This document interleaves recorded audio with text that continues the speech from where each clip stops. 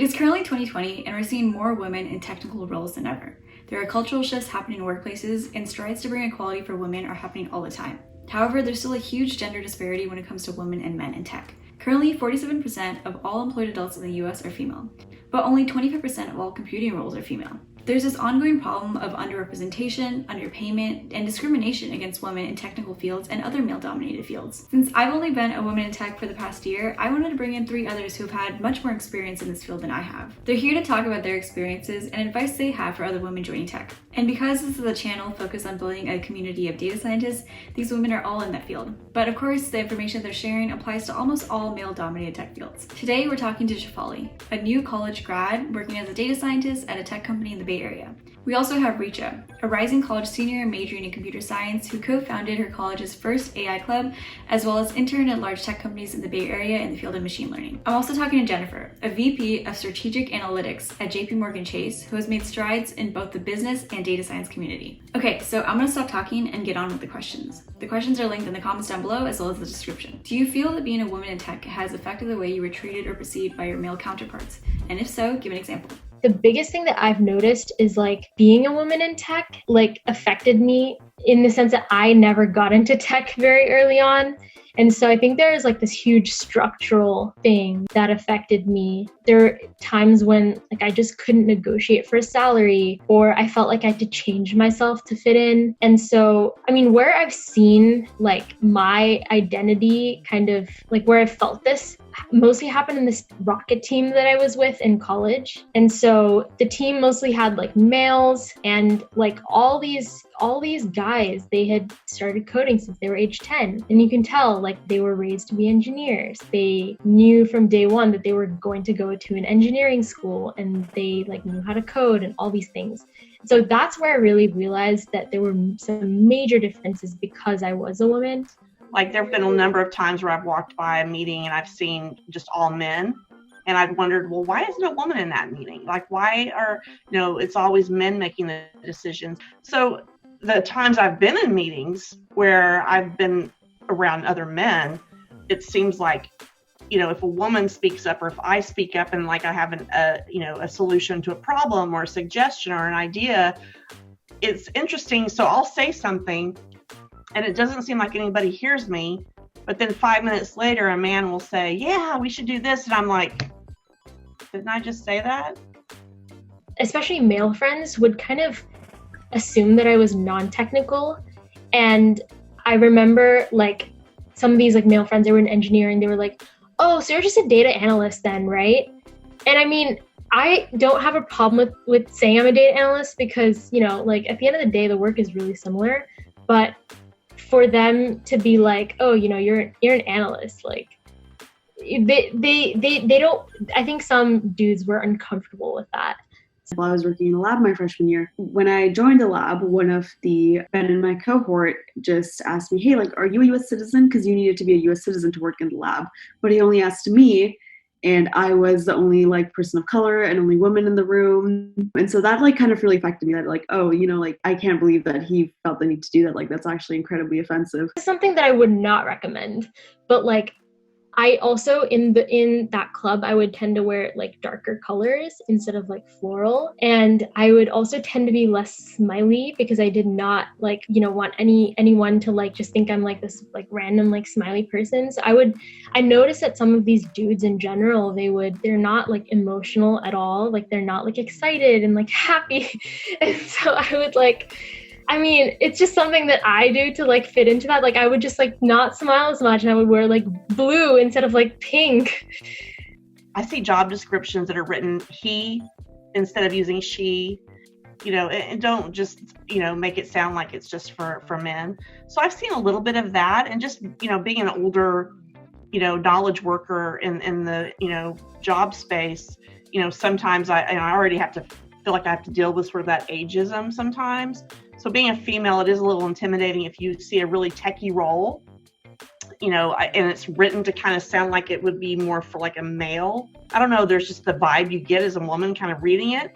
And then I wanted to know how they were able to respond to these situations and get their voice heard in a male-dominated workspace. It's definitely been a process for me because early on in my freshman and sophomore year, when these things would happen, happened, like I did not know how to respond. I was like, well, like I do feel offended, but I don't really know how to like bring this forward or talk to this person. So there were a couple of times when like this happened and like this kept on happening in like labs or like situations I was in, and I honestly just like left. Like I was like, well, I don't want to be a part of this team anymore. It's pretty hard, honestly, to just call out people and be like, hey, like you aren't treating me, like you aren't paying attention to my ideas, like you aren't treating me well. But I think ultimately it's really important to stand up for yourself. I mean, for me, like I don't think anyone has ever said anything openly, but I've noticed like because I'm like tinier than a lot of these people, like their average height is like 5'10", like I'm like way shorter than that. So like I remember I would have to like make space physically for myself. Like we would all be huddled around a table, and then I would just like shove my face in there, and I would like stand with my arms like on my hips, like to take up space, and they would make space. One tip one of my friends shared was to actually, if someone cuts you off, just, raise your hand and say, hey, like, I'm not done talking. And also, if you ever do feel that someone has potentially said something that counts as a microaggression to you, just really taking them aside, talk to them about like where you're coming from, how they offended you. And, usually like they will understand. And so that's a good thing. And so I feel like I've learned to advocate a lot for myself. It's really important to just use your voice, stand up for yourself, call people out if you need to. And it's hard, but ultimately, I think by doing that, you'll actually stumble upon, groups of people who end up respecting you because, they'll sort of see how you advocate for yourself and they'll learn how to treat you accordingly. I think I've probably just tried to be as professional as possible and as tactful as I can, and usually will follow up afterwards with the not necessarily the person who maybe didn't make me feel like I value like my opinion was valued, but maybe with my manager directly to say, hey, I kind of felt in that meeting that I wasn't really being heard. Can you help me understand? Was it because what I said just didn't really have value to the conversation, or was it because so-and-so Joe over here or whoever just has a problem with hearing female opinions? And then the other thing is when I was genuinely clueless, which is like valid because like I didn't know all this stuff and a lot of people grew up knowing stuff, I would ask questions. And so I would be like, hey, so what do you think about this? And the topic at hand was something I was clueless about, but I would ask questions to engage their thinking more. So like even though I didn't know what I was doing, like at least I could help them like try to figure something out or like further the discussion without showing that I didn't know. What do you think younger education can do to promote more women in tech? I think the early experiences I had made me say, I'm never going to be an engineer. I'm never going to do anything in tech or anything. So I think the very early classes make a huge difference because that kind of builds, like, if you're good at math, if you think you're good at math, then you will keep thinking that. But if early experiences just like tell you you're not, then yeah. But I just think in general, we need to take a fresh look at the education system. We need to become more project-based. So from an early age, having these kids get together and work on real life projects. I'd love to see business get more involved. Once a month, we're going to send somebody in from our company and we're going to, have the kids work on this AI project. Because this person specializes in AI and it's not going to be highly technical, but we want to expose them to it. Maybe next month we have this company over here is going to send in this person and they're going to talk about healthcare or public health. And they're going to do a project on, Tableau, building a visualization or whatever. But exposing kids to all these tools from a very young age when their minds are like sponges, having it become more project-based and more group where there's more team collaboration from a very young age. And having business and industry, I think, get more involved would be really, really helpful. So I think it really helps to have women-only like safe spaces and support networks within tech. And I think it really helps to basically, sort of experience learning about tech, in an all-female, really inclusive classroom. Within tech especially, there is, a really deeply entrenched history of like microaggressions, of, biased technology, sort of things that have occurred when tech was primarily dominated by men. And so I think really introducing a women and gender studies class, as well as like an ethnic studies class, specifically regarding the role of different marginalized communities within tech is also really helpful, because it's really important to learn about this history and basically shed light on, okay, why do a lot of communities feel marginalized in tech? So I think that's also another good way to really get more women involved, to sort of help people understand the barriers to entering tech for a lot of marginalized communities. I'll link below some more resources about getting more women into tech, as well as connecting more women in the tech community. So it's probably not a coincidence that as the higher up people go into their technical courses, there are less and less women. So I wanted to ask them what they think that early tech courses can do to retain more women in their programs. Every job you have, I don't care what job it is, you're going to fail at some point. You're going to have a problem. You're going to have to figure out how to solve it. And it's more important to me that you figure out how to solve it as opposed to, getting graded on a failure. I'd rather see more of a binary concept of, okay, Rachel, we're going to expose you to this project and you're going to be on a team with, let's say, 5 other people. We're going to give you a project plan, or we're going to work with you to help you develop a project plan, and you're going to come up with this prototype for whatever, we'll call it a robot. At the end of the day, that robot's either going to work or it's not. But does that really mean that you failed? You tried, you worked, you learned something new. You're probably going to learn more from your failures than you are from your achievements, right? Because the achievements just show you already have a mastery of that skill. You don't need to necessarily keep learning it. But if you failed at something, it shows you need to keep working on it. I think by working in that group setting, you learn how people work together with others too. And when you're in the business world, it's not just Rachel solving the problem. And that's important, that you be able to work with others. So classes that encourage that engagement and that teamwork, I think, are really important. So 2 things mainly. I think the first is that there is a sort of culture of perfectionism in tech and engineering. And so when you feel like you fail a class or you don't understand a particular concept, you're not really meant for that. But the fact is that there's been a lot of research done on this, but really humans aren't meant to code almost. Coding is very unintuitive for the human brain. And so there's definitely a very steep learning curve. And I think that should be communicated across earlier in classes. I think that there needs to be a more holistic approach to sort of how assignments are graded and how, even if you take 101, some of the very earlier classes, your grade is almost entirely dependent on whether you pass just a certain set of test cases. And so it feels very black and white. And because it feels so black and white, it's really easy to assume okay, I didn't do well. This means I'm not meant for it. People clearly fall on one of the 2 sides. And I think that's a notion that just needs to be dispelled really early on. I feel like the distinction that being bad at something or not getting a good grade has nothing to do with intelligence. That would have been a really good distinction. I was actually reading a book. It's called Brave Not Perfect.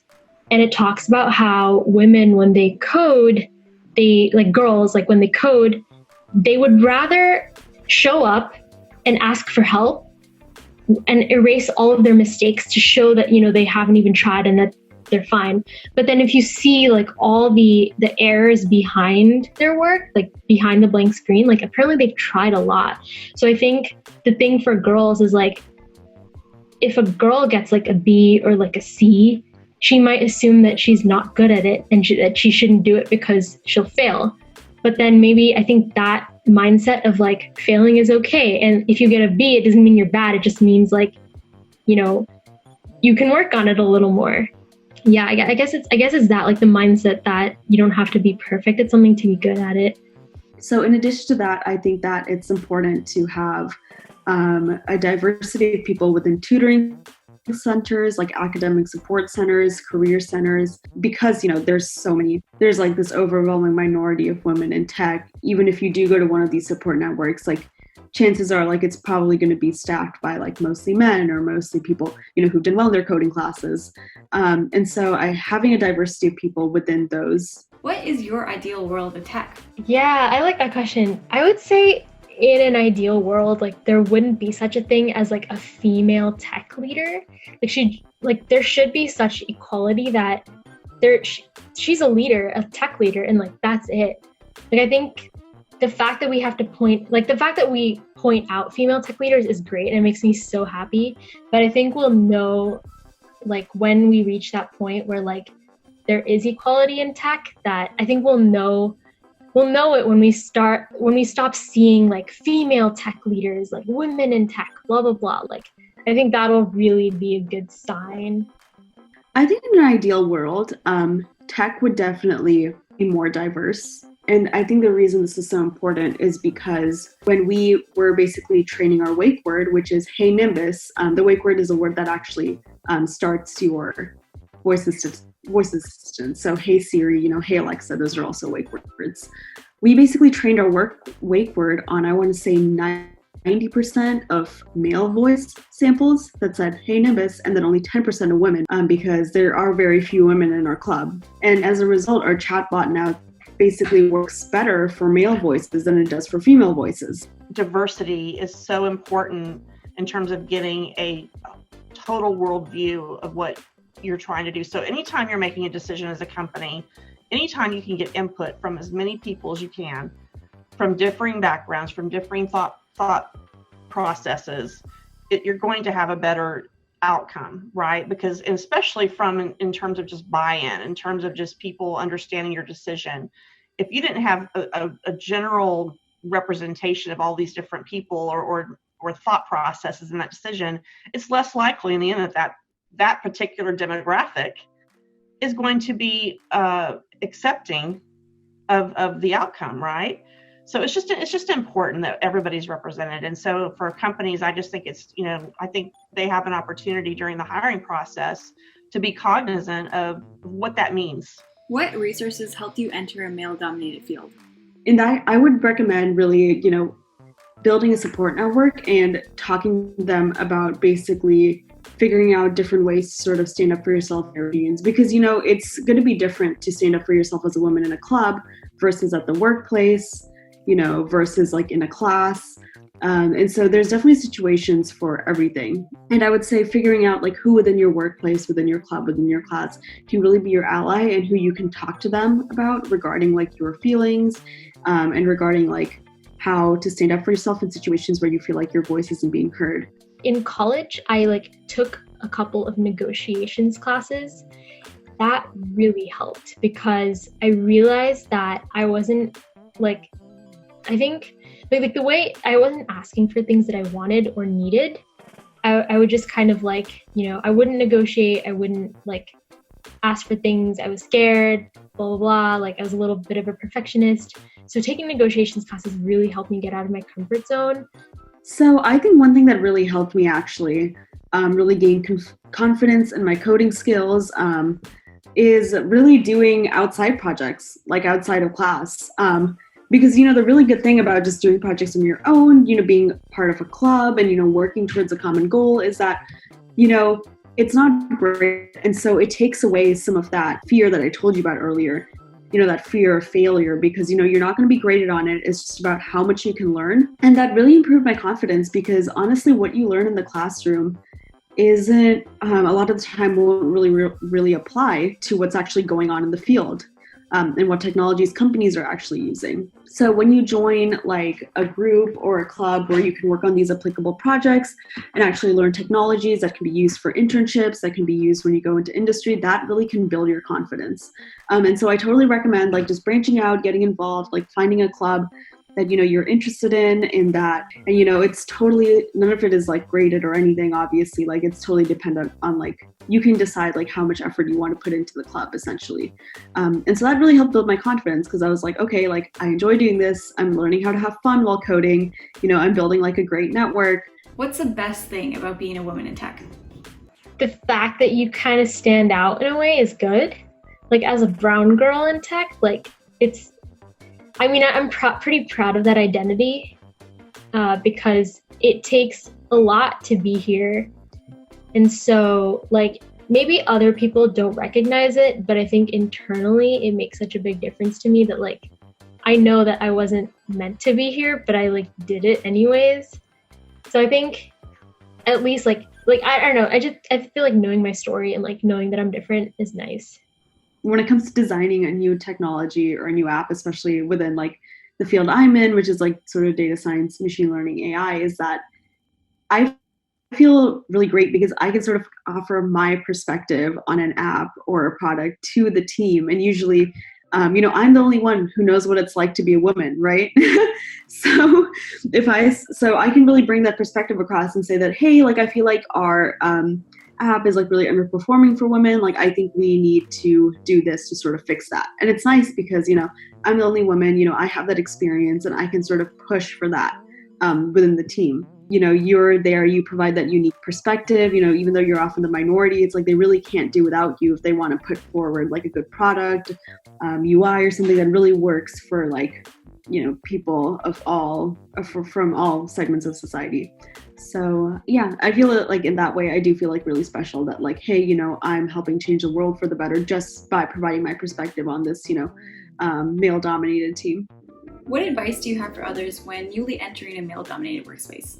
Sort of getting comfortable. And so what I do if I usually join a new lab or a new team is that I sort of take a couple of days initially where like, even though I do have thoughts on something, I usually will just kind of, hold back for the first like week or two and just sort of see, okay, how does this team like conduct itself? Like usually the people who do bring a point successfully, like why, like how do they do that? And, kind of just observing like the manner of presentation and the way the team members like conduct themselves. And that makes me a lot more confident later on when I want to speak up because I'm like, okay, like this is how people have been bringing up points in the past. Like this is how I think I can like successfully bring my point across. So definitely taking that adjustment period and then sort of working your way up from there has something that's really helped me when joining new labs and joining new internships. I'm really taking that time to listen. If you're strong enough at what you do and you have a passion for what you do, you should pursue it and not worry about those labels and those stereotypes because I think, people in general are good. At least I like to believe that.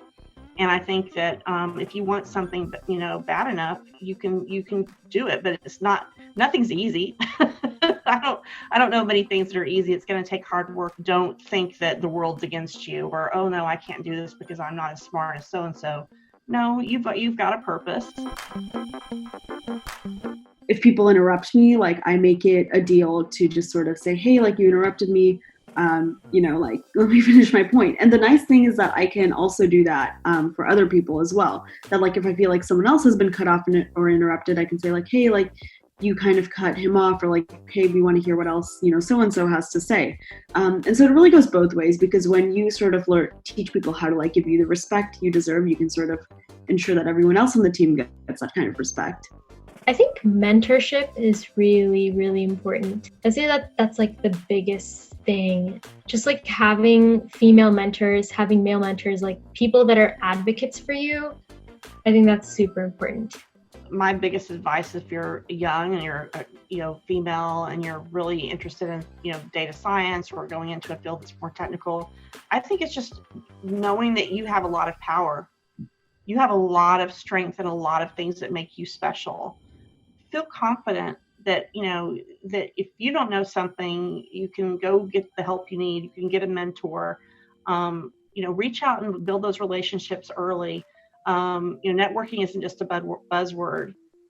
Get to really know people, build that network before you need it, and just realize that people want to help. They want to help. Okay, so that pretty much covers all the questions that I asked during our interviews. I really hope you guys enjoyed this video. I had a lot of fun making it. I learned a lot, and I hope you guys learned a lot too. I'll be linking their LinkedIns down in the description box below just in case you want to connect with them and learn more. I'm planning to do more videos like these where I bring in more students, educators, and professionals within the data science community so they can explain more about what they do, their experience, and just knowledge within the field. If you have any suggestions for a video you want me to make, be sure to comment them down below and don't forget to subscribe and like this video. I'll see you in the next one.